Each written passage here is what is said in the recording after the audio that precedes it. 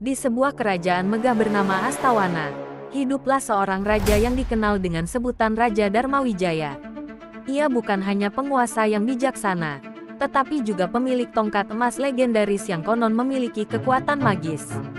Tongkat itu diwariskan dari generasi ke generasi, dan dipercaya mampu memberikan kekuatan luar biasa kepada pemiliknya. Namun, sebuah ramalan kuno menyebutkan bahwa siapapun yang kehilangan tongkat emasnya akan mengalami kehancuran besar. Suatu malam, ketika Raja Darmawijaya sedang tidur di kamarnya yang dijaga ketat oleh prajurit-prajurit terbaiknya, seekor burung gagak hitam tiba-tiba terbang masuk melalui jendela. Burung itu mengeluarkan suara aneh sebelum berubah menjadi seorang lelaki berjubah hitam dengan mata berkilat merah. Ia adalah Asteris Ragnu, penyihir kejam dari negeri seberang Asteris. Dengan satu mantra, ia membuat para prajurit tertidur lelap dan melangkah menuju tempat Raja Darmawijaya beristirahat. Tanpa perlawanan, Ragnu mencuri tongkat emas itu dan menghilang dalam sekejap. Keesokan paginya, seluruh istana geger. Raja Darmawijaya terbangun dalam keadaan lemah dan pucat. Tanpa tongkatnya, ia merasakan sebagian kekuatannya menghilang. Rakyat pun mulai merasakan efek buruknya kekeringan melanda. Ladang tak lagi subur, dan kekacauan mulai timbul di mana-mana. Mengetahui bahwa hanya ada satu cara untuk menyelamatkan kerajaannya, Raja Darmawijaya mengumpulkan para panglima perangnya dan bergegas menuju pegunungan utara, tempat Ragnu bersembunyi.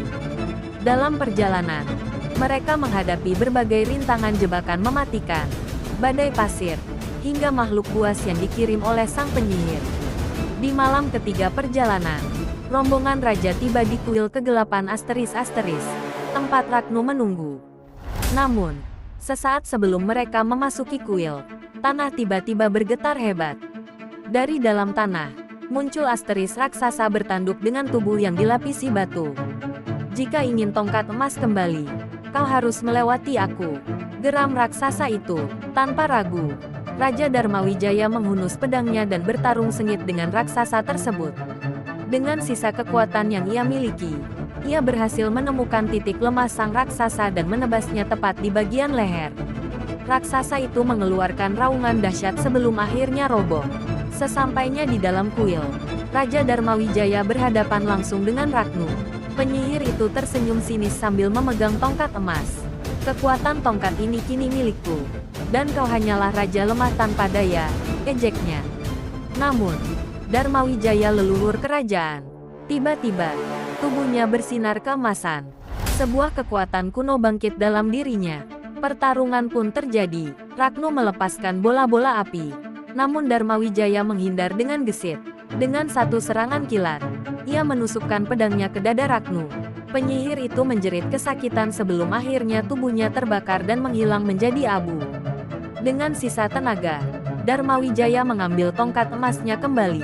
Seketika, kekuatannya pulih, dan kerajaan Astawana kembali seperti sedia kala. Sejak saat itu, Raja Darmawijaya semakin dihormati, bukan hanya karena kekuatannya, tetapi juga karena keberaniannya menghadapi kegelapan demi rakyatnya. Namun, jauh di suatu tempat yang tersembunyi, terdengar suara tawa samar. Apakah ini benar-benar akhir dari kejahatan Ragnu?